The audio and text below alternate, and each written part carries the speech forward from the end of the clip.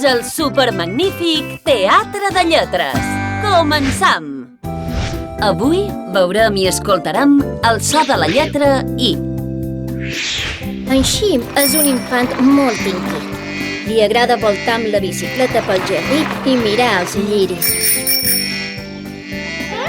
Un insecte el pica un dit i el dit se l'inflama. L'àvia d'en Xim és infermera i li prepara una infusió medicinal. Tot d'una li fuig el mal i com que està molt agraït, en Xim té una idea. Regala un lliri a la seva àvia. I si repeteixes amb nosaltres les següents paraules que contenen la lletra I? Infant, Infant, bicicleta, bicicleta, dit, dit, infusió, infusió, lliri. lliri. Molt bé!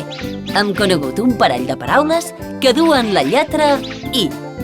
I vosaltres en sabeu algunes? El proper dia veurem paraules amb una lletra diferent. Adeu!